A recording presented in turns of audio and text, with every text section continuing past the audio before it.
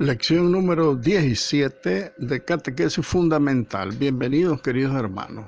Oremos.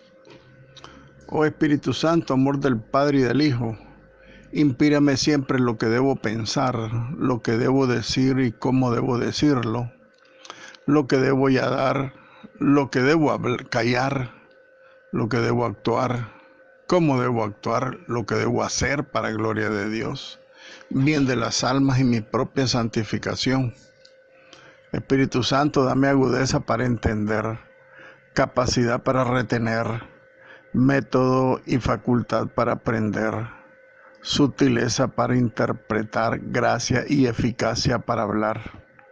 Dame acierto al empezar, dirección al progresar y perfección al acabar. Amén. Bienvenido, queridos hermanos, a nuestra clase de catequesis del día de hoy, la número 17. Estamos en el capítulo cuarto. Ya vimos el capítulo cuarto un primer apartado que se llama la catequesis en la historia de la iglesia, así a grandes rasgos.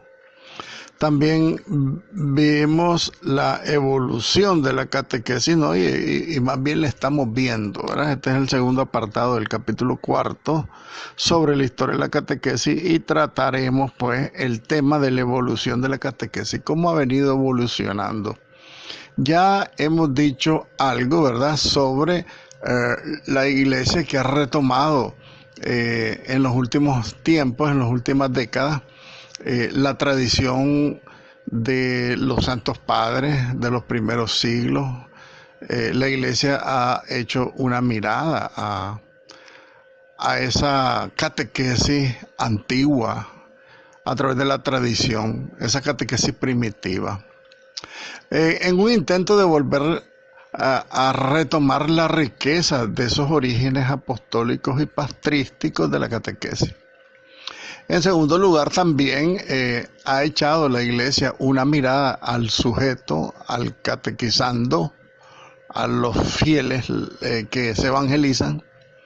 Y también ha echado la iglesia una mirada al clima sociocultural, o sea, la realidad que vivimos hoy, para inculturar de una manera más efectiva pues el evangelio, ¿verdad?, para actualizar la metodología catequística y definir también un poco más claro el término con toda su carga de responsabilidad que tiene la catequesis y la evangelización, y también una recuperación del catecumenado.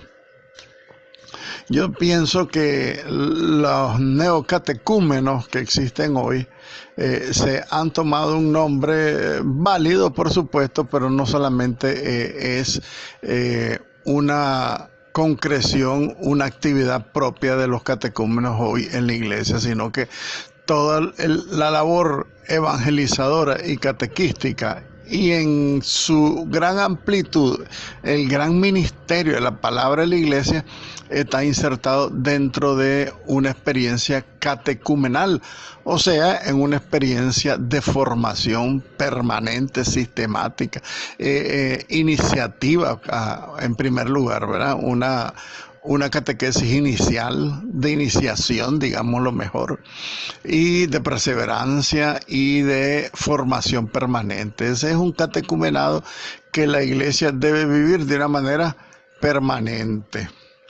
Muy bien, decíamos también en la clase anterior que son Alemania y Francia, sobre todo, las que con sus movimientos bíblicos, ¿verdad?, movimiento litúrgico, movimiento teológico, movimiento catequístico, movimiento pastoral y movimiento pedagógico, fíjense que todos estos movimientos nacieron en Alemania y Francia. Ellos que con estos movimientos han aportado y han acuñado mucho en las aproximaciones sucesivas del concepto de la catequesis, ¿verdad?, contrastándolo con una práctica catequística muy creativa. A partir entonces de los años, decíamos la vez anterior, del 25, del año 46, 48, los años 50 también, previos al Concilio Vaticano II, ya se daban entonces estos movimientos. El Espíritu Santo ya venía guiando pues a la iglesia en estas zonas de Europa, porque estos movimientos bíblicos, movimientos litúrgicos, movimientos catequísticos que existían ya de los años 25, 30 y 40, pues ellos vinieron aportando muchos elementos que contrastarán y serán clarificados y llegarán a su perfección de una manera más concreta, la identidad de la catequesis en el Concilio Vaticano II. El Vaticano II retomará todas estas iniciativas de estos movimientos litúrgicos, bíblicos, teológicos, catequísticos, pastoral y pedagógicos para hacerlos propios el Vaticano II y en 1965 pues ellos dar un fuerte aporte a la catequesis. En el Concilio Vaticano II tendríamos que ver en qué elementos, en qué documentos y en qué decretos aparece pues un poco la influencia catequística de la Iglesia, entendida no específicamente como una ciencia propiamente dicha, el catecismo, la catequesis, sino en el gran ministerio de la palabra de la Iglesia, ¿verdad?, que es la evangelización y la catequesis. Empezando con la catequesis inicial. Por otro lado, también clarificarán mucho la identidad de la catequesis el Vaticano II, dijimos, el documento de Medellín de 1968, la Conferencia Episcopal Latinoamericana en Medellín, Colombia, en el 68, dijeron algo y aportaron mucha clarificación a la catequesis. También el Directorio General para la Catequesis del 1971, porque hay dos directorios, acuérdense, un Directorio General para la Catequesis del 71, que es un Directorio General para la Pastoral Catequística en el 71, y el que nosotros tenemos, pues que les envié, que es el Directorio General de la Catequesis 1977.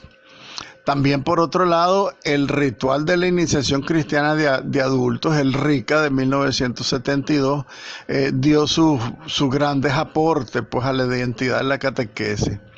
También la tercera y las cuartas asambleas del Sínodo de los Obispos, la Asamblea de los Obispos del 74 sobre la evangelización, y la del 77 sobre la catequesis, y sus respectivos documentos y exhortaciones apostólicas que estos dos sínodos de los obispos a nivel mundial pues aportaron a la catequesis. En primer lugar, Evangelii Nunciandi del 75, el mensaje al pueblo de Dios de esta Evangelii Nunciandi, que lo dio en 1977.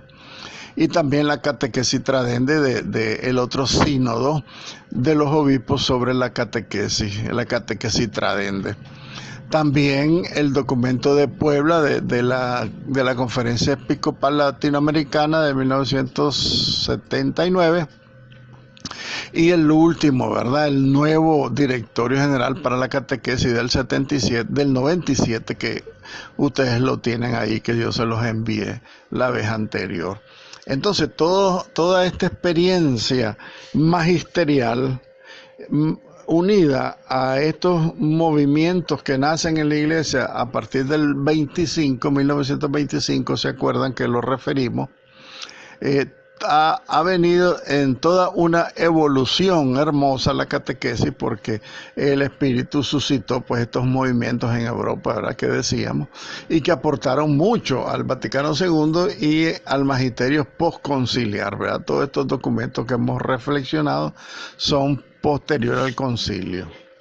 Muy bien, definiciones más significativas entonces de la catequesis a partir del Concilio Vaticano II, que es una de las referencias más claves en la comprensión de la catequesis, porque acuérdense que el Concilio Vaticano II marcó en la iglesia un antes y un después, porque la iglesia vino a a adaptarse en su pastoral, no la doctrina, adaptarse a un mundo cambiante, a un mundo que ha venido evolucionando rápidamente. Entonces la iglesia, llamada también a evolucionar de la forma pastoral en la que deberá llegar e incultural el evangelio a todos los estratos sociales, ¿verdad? Y culturales. Bien, entonces, desde el comienzo del movimiento catequístico, ¿verdad? Que hablábamos de Alemania a finales del siglo XIX, pero especialmente desde su intensificación a mediados del siglo XX. Recuerden que estamos hablando a mediados del siglo XX, antes de los años 50, y a finales del siglo XIX, o sea, del 1900, con el Papa, nos referimos al Papa San Pío X. ¿Se recuerdan que decíamos que Papa San Pío X hizo una reforma y unos mejoramientos al derecho canónico, y también elaboró el Papa el Catecismo Romano? O sea, él lo firmó, pues, con todo su equipo de colaboración, establecieron un catecismo romano que debía ser adaptado, pues, por las conferencias episcopales del mundo entero para la catequesis, especialmente inicial, la catequesis preparatoria, la catequesis para los cristianos nuevos, ¿verdad? Los cristianos de la iniciación de su vida cristiana.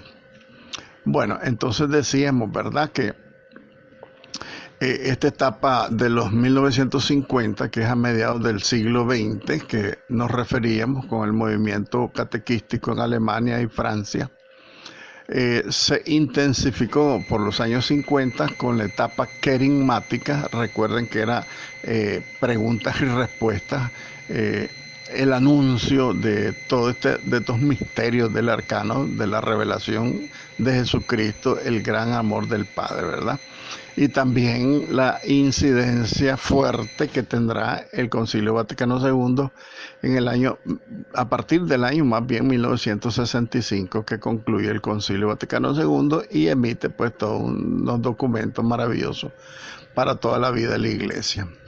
Entonces, en cada definición de catequesis que va emergiendo, se percibe el ajuste que el concepto de catequesis, o sea, su naturaleza, su finalidad, las tareas, los contenidos, todo eso se va asumiendo, aunque permaneciendo siempre el fin último de la catequesis, que es llegar al núcleo fundamental de los primeros siglos, que ha sido considerado entonces constantemente en la catequesis como una educación de la fe del convertido, ¿verdad? Entonces, la evangelización, la catequesis, es para los cristianos. En primer lugar, el Concilio Vaticano II del 1965, que es su conclusión, el Vaticano ofrece dos definiciones descriptivas. La primera, la formación, o sea, la institutio, la formación catequética que tienda a que la fe, ilustrada por la doctrina, se torne viva, explícita y operante, tanto en los niños y adolescentes como en los adultos. Aquí hay una cita de catequesis, el decreto, no, después se lo digo, no quiero inventar. Se me fue ahorita la sigla del CD. Yo se los digo después, pero es del Vaticano II. Recuerden que estamos hablando del Concilio Vaticano II. Entonces, la formación, o sea, la institución catequética a partir del Concilio Vaticano II ilumina y robustece la fe, nutre la vida con el Espíritu de Jesucristo, conduce a una consciente y activa participación en el misterio litúrgico y mueve a la acción apostólica. Esto quiere decir entonces que la catequesis a partir del Vaticano II se está definiendo como la formación que iluminará, que robustecerá la fe, que nutrirá la vida de los cristianos con el Espíritu de Cristo, nos inducirá a la celebración consciente y activa de la vida litúrgica, del misterio litúrgico, dice el Vaticano II, y mueve a la acción apostólica. Eso significa entonces lo que siempre hemos entendido por la definición de la catequesis. Ahora en este caso, pues que el Concilio Vaticano II la quiere redefinir y la dejó redefinida definitivamente. Ok, la primera definición del Vaticano II subraya la finalidad integral de la catequesis. ¿Cuál es la finalidad integral de la catequesis? Es la educación general de la fe, que no reducida a un conocimiento de la fe, sino que deberá ser como entrega total a Dios, que incluye la adhesión intelectual a lo que Él ha revelado, o sea, el conocimiento, la teoría, así como el compromiso coherente con las obras de los cristianos. A la vez, este concepto pues subraya el medio para conseguir esta finalidad. ¿Cuál es el medio? Pues mediante la formación doctrinal, por una parte. A esta, el Código de Derecho Canónico del 93, el número 773, añade que la práctica en la catequesis, la experiencia de la vida cristiana, debe ser un elemento pues sine qua non de la catequesis, la experiencia de la vida cristiana. Entonces, por lo tanto, la definición no se centra en la etapa específicamente iniciatoria, sino que se refiere a la maduración general de la fe en todas sus dimensiones.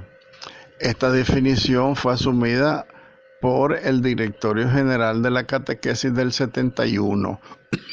Acuérdense que tenemos dos directorios. Este es el primer directorio del año 71, en el numeral 17. Redefinamos este párrafo. ¿Qué quiere decir esto? Que todo lo que dice el Concilio Vaticano II en la formación en la fe, que no es solamente el conocimiento, lo teórico, sino una entrega total a Dios, una conversión, una adhesión intelectual a las verdades conocidas, a la revelación, y el compromiso de vida, que esto lo ratifica el derecho canónico, dijimos, en el 773. Tiene que ser una práctica y una experiencia de la vida cristiana. Entonces, esto significa que la catequesis no se centra específicamente en la iniciación cristiana, sino que se refiere en general a toda la maduración de la fe en todas sus dimensiones y en todos los cristianos, niños, adolescentes, jóvenes y adultos. En todos debe suscitar entonces el conocimiento, la ciencia de Dios, la revelación, suscitar una transformación de la vida. En primer lugar, fortalecer la fe, tener convicción, que es un gran problema que tenemos los cristianos hoy por hoy, que la mayoría de los cristianos ha puesto en tela de duda todas las verdades reveladas. Incluso mucha gente cristiana me manda documentos o reportajes o videos que se encuentran en YouTube, que dicen un montón de barbaridades y estupideces, y la mayoría se los creen. Cuando yo los regaño y les digo, no anden viendo eso es tontería, torpeza, entonces me contestan, no, es que yo te lo mandé para ver qué me decía, po. Pero es que es la misma influencia que tenemos de los medios de comunicación, que la gente cree que todo es verdad. Yo les digo a ustedes, váyanse directamente a las fuentes, no anden buscando en videos y en charlitas y en cositas que se encuentran en internet, porque eso más bien puede retardar, no que lo vaya a hacer caer a ustedes, por supuesto que no, yo sé que ustedes son gente buena, gente firme en su fe, pero de repente yo veo pues en este mismo medio de comunicación algunas publicaciones que digo, mucho infantilismo todavía veo en todos los cristianos, y ahí nos incluimos todos nosotros, ustedes y yo. Hay mucho infantilismo, entonces por esa razón se publican muchas cositas que son como de niños, de leche en la fe, y nosotros tenemos que actuar con cosas más maduras en la fe. ¿Por qué razón? Porque la formación en nosotros debería transformar nuestra mente, como dice San Pablo a los Romanos, en el capítulo 12, creo que versículos 10 y 11 y 12. Dice San Pablo, cambien su forma de pensar para que cambien su forma de vivir. Y eso es lo que quiere pues la iglesia con la catequesis y la evangelización incultural en nuestra cultura, en nosotros mismos, quiere decir esa palabra. Transformar nuestra cultura a una cultura verdaderamente cristiana, pero no solamente del conocimiento, sino que el conocimiento de la cabeza baje al corazón, que empecemos a conocer y amar a Cristo, y en la medida que nosotros lo amemos, pues nos iremos comprometiendo en el servicio, ¿verdad? En el apostolado, en la misión. Recuerden, discípulo y misionero, que dice el documento de Aparecida. Entonces, esta definición que subraya la finalidad integral de la catequesis por el Vaticano II, pues se retomó por el Directorio General de la Catequesis del año 71. Empecemos a diferenciar los dos directorios, ¿oyeron? Porque no es que el último eliminó al anterior, sino que se complementan los dos directorios.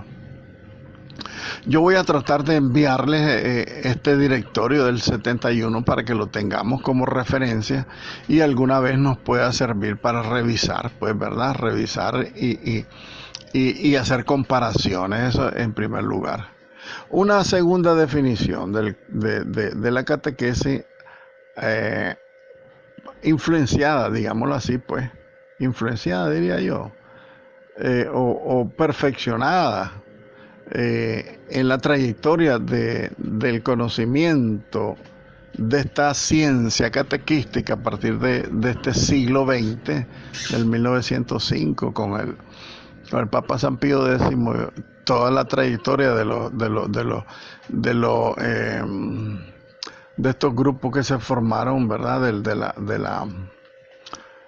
De los movimientos, especialmente el movimiento catequístico, el movimiento evangelizador, el movimiento de la palabra de Dios. Todo esto ha venido pues entonces a enriquecer y a fortalecerse y a ser retomado y redefinido de una vez para siempre, pues, por Concilio Vaticano II. Una segunda definición, y vamos a decir entonces que el Vaticano II lo toma en el decreto Adyentes en primer lugar, y también lo define y le complementa el derecho canónico, esta segunda definición que describe a la catequesis por sus tareas y por sus objetivos inmediatos, que son, ¿verdad?, consolidar el conocimiento de la fe, o sea, la teoría, también alimentar las actitudes morales cristianas con el Espíritu de Cristo. Este es un segundo elemento, entonces teoría y transformación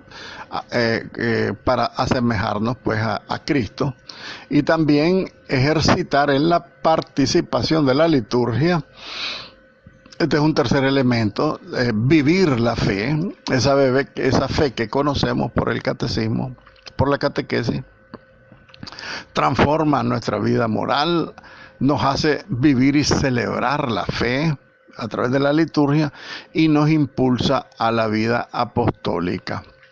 Esta definición se inspira en el decreto que les decía yo del Vaticano II, Adyentes, del 11 al 15, y el derecho canónico en el 788, el segundo párrafo, donde se trata del catecumenado y de la formación de los catecúmenos en este numeral del derecho.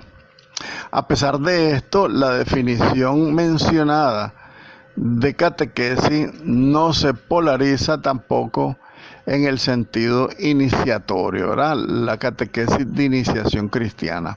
Tenemos que tener un conocimiento más amplio pues de la definición de catequesis, porque no es solamente la iniciación cristiana, porque ya que en el tiempo del Concilio Vaticano II era un tiempo en que la actividad catecumenal de iniciación cristiana en el mundo misionero, dice la misión Adyentes, y otra era la función en esa temporada del Vaticano II, pues que era una función educadora, catequística, de los centros educativos cristianos en las iglesias ya constituidas, como son dos acciones paralelas, ¿verdad?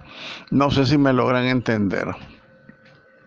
Las dos acciones paralelas de la iglesia, la catequesis parroquial de iniciación cristiana y la formación en la fe en las escuelas católicas, digámoslo así, ¿verdad? Que son dos elementos, si ustedes quieren, van paralelos. Desdichadamente no tenemos ninguna experiencia que pudiéramos alabar en el ámbito de la escuela católica, sin restarle mérito a las hermanas y hermanos que tienen colegios católicos, pero da la impresión que la formación catequística de la educación a fe en los colegios católicos termina siendo como muy, como dijera yo, muy impositiva, como un requisito para la nota. Entonces la mayoría de los jóvenes y los niños que no tienen familias católicas tratan de ganarse la nota del catecismo, porque sin ella pues no pasan al siguiente nivel.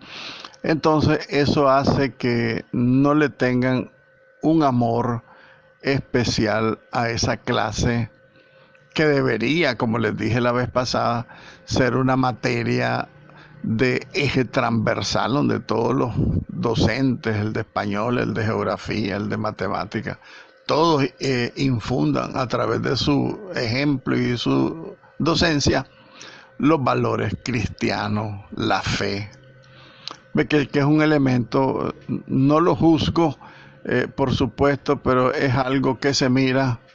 Yo trabajé muchos años en la pastoral educativa con Monseñor Silvio Fonseca, muchos años, y era uno de los elementos que él quería ir integrando de una manera más completa en las escuelas parroquiales, en las escuelas católicas. Era los retiros espirituales de los docentes.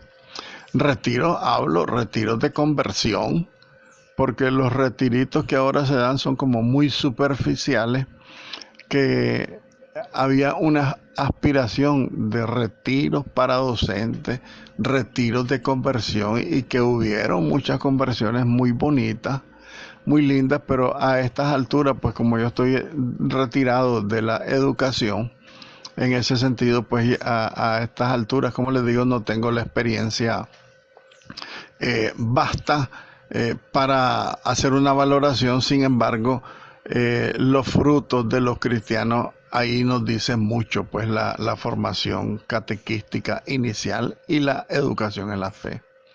Vemos nuestras parroquias que tienen muy pocas estrellas brillando en su firmamento. Y si nosotros hiciéramos un trabajo más arduo, si todos nos comprometiéramos en un proceso de verdadera conversión, y si todos estos elementos de nuestra propia experiencia de fe la compartiéramos, porque no la compartimos, si la compartiéramos, entonces habrían más más conversiones. Bueno, sí hay conversiones, por supuesto, pero es que nunca vamos a lograr el gran deseo, la gran ilusión que tenemos todos, empezando con Cristo, que todos se conviertan, ¿verdad? Que todos sean salvados, ¿verdad? Pero la salvación pues queda en la mano de cada quien. Entonces, esa es un poco la experiencia. No sé si, si estoy en lo correcto, si hay que completar la idea. Les pediría que me la completaran porque ustedes son muchos de ustedes son docentes y sería bonito escuchar la experiencia en cuanto a los frutos de largo plazo de la catequesis de iniciación cristiana y de la educación en la fe. Sería valioso conocerla. Definitivamente, pues yo en ese sentido, con mis hijos no me quejo.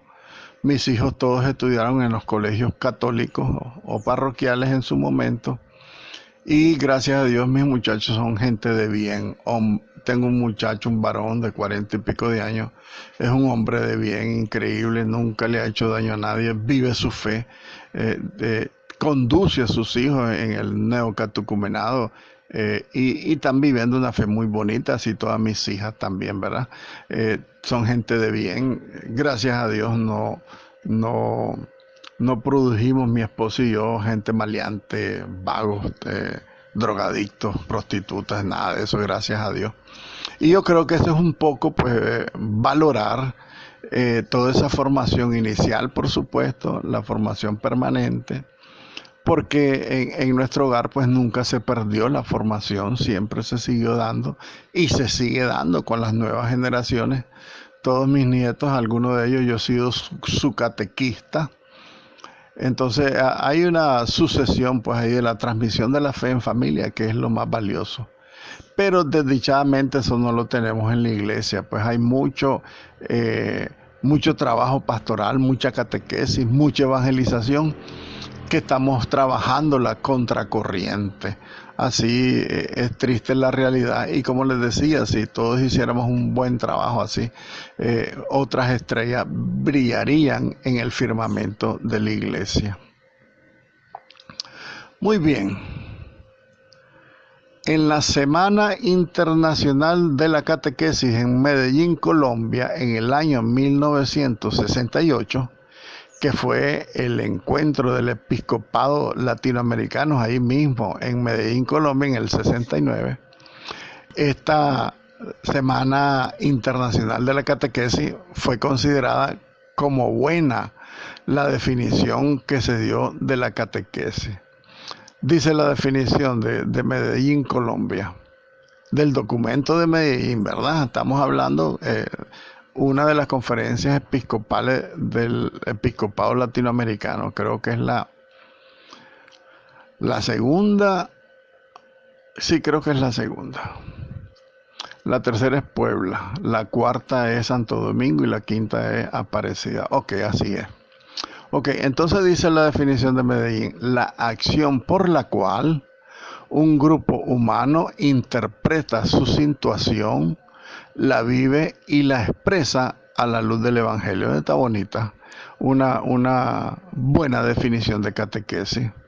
Se la repito: es la acción por la cual un grupo humano interpreta su situación, la vive y la expresa a la luz del Evangelio. Está bonita, me gusta. Me gusta, por eso la estoy subrayando en este momento. Ok, la circunstancia latinoamericana. Acuérdense que estamos hablando de la evolución de la catequesis, un poco de historia universal, pero aterrizada pues a nuestra experiencia latinoamericana, ¿verdad? Para que hagamos un análisis propiamente aplicable a nosotros. Entonces, esta circunstancia latinoamericana de estos encuentros en Medellín, Puebla, Santo Domingo, etcétera, propició la explicitación de un componente teológico de toda acción eclesial. Entonces también, por lo tanto, el ministerio, el gran ministerio de la palabra en la iglesia, Y en concreto en este ministerio pues de la evangelización, la catequesis, la conexión fe y vida en el mundo, eso ha venido pues en Latinoamérica propiciando pues una explicitación pues de este componente, ¿verdad? Fe y vida, que debe haber una conexión en el mundo. La fe y la razón, escribió el Papa San Juan Pablo II, que valdría la pena leerla. Fe y razón, fe y vida. La tercera conferencia episcopal del episcopado latinoamericano en Medellín, Colombia, es la tercera. Río de Janeiro es la primera. Yo no sé por qué dicen que es la tercera. Miren, Río es la primera, Medellín la segunda, o Puebla a lo mejor es la segunda, pues Puebla es la segunda. Medellín, Santo Domingo y Aparecida, esas son las 5. Bueno, pero leamos lo que dice aquí.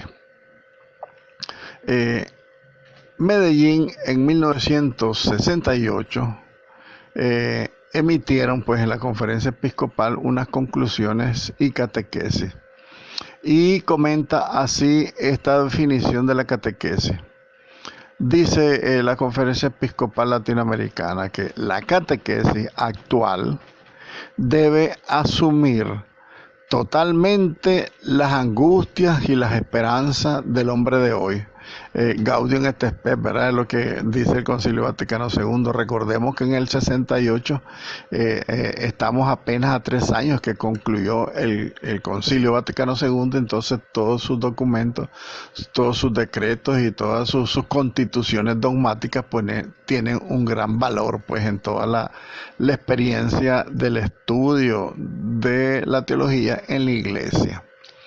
Dice, repetimos lo que dice Medellín: la catequesis actual debe asumir totalmente las angustias y las esperanzas del hombre de hoy, a fin de ofrecerles las posibilidades de una liberación plena, las riquezas de la salvación integral en Cristo el Señor, y las situaciones históricas y las aspiraciones auténticamente humanas deben de ser interpretadas seriamente dentro de su contexto actual, a la luz de las experiencias vividas del pueblo de Israel, a las experiencias vividas por Cristo y de la comunidad eclesial en la cual el Espíritu Santo, este Espíritu de Cristo resucitado, vive y opera continuamente, ¿verdad? Dicen las conclusiones, la conclusión número 8. Entendamos bien, porque pasa lo mismo con Papa Francisco, que Papa Francisco habla de la fraternidad universal y creen que el Papa está aliado con los Illuminati. Es una gran equivocación. Pasa igual con los documentos de Latinoamérica. Cuando habla Medellín en este caso de la liberación plena, todo el mundo cree que es la liberación de la Iglesia popular, de la teología de la liberación, pero eso no es así. La interpretación clara del magisterio es que debe haber una liberación plena del sufrimiento, del pecado y de la muerte, ¿verdad? Porque todo esto debe ser enriquecido, toda esta revelación de la catequesis, enriquecido por esta salvación integral a la que nos hace Cristo.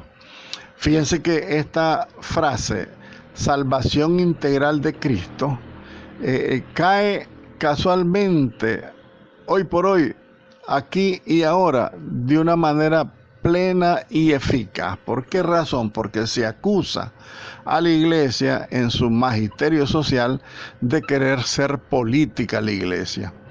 Pero la misión profética de la Iglesia es la salvación integral en Cristo. ¿Qué quiere decir esto? Quiere decir que se salve el alma, pero también se salve el cuerpo.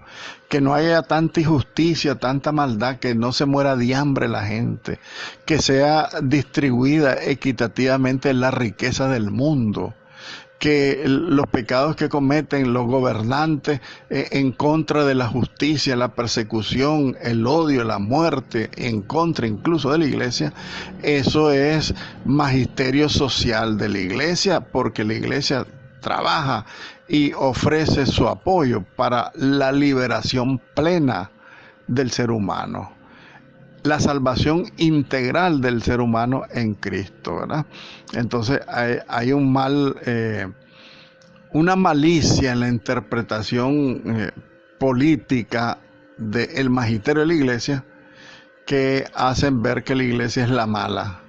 Y los grupos de fuerza, por ejemplo las lesbianas que andan destruyendo iglesias, ellos se creen y acusan a la iglesia que es la mayor de los tiranos, dice la iglesia.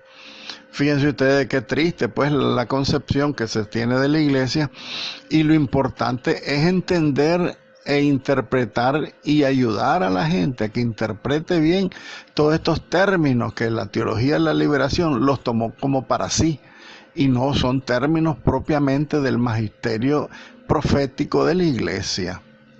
El Señor quiere salvar al hombre integralmente, salvarle su alma, salvarlo del pecado, pero salvarlo de las angustias de este mundo de injusticias y de maldad, de egoísmo y de odio que se promueve hoy por hoy en nuestra sociedad.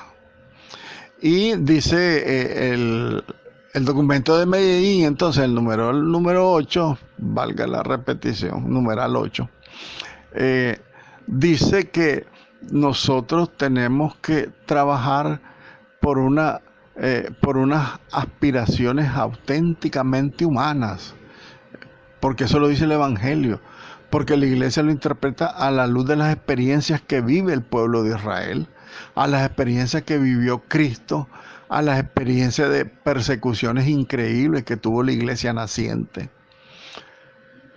Porque todo esto, la inculturación del Evangelio, la verdad revelada que se quiere transmitir a toda la gente del mundo entero, es el Espíritu Santo de Cristo resucitado, quien vive y opera continuamente en los evangelizadores y en los catequistas. Es una maravilla, pero hay que saberlo interpretar. Ave María, gracia plena, Dominus tecum, benedicta tui mulieribus, benedictus fructus ventris tui, Iesus. Santa María, Mater Dei, ora pro nobis peccatoribus, nunc et in hora mortis nostre. Amén.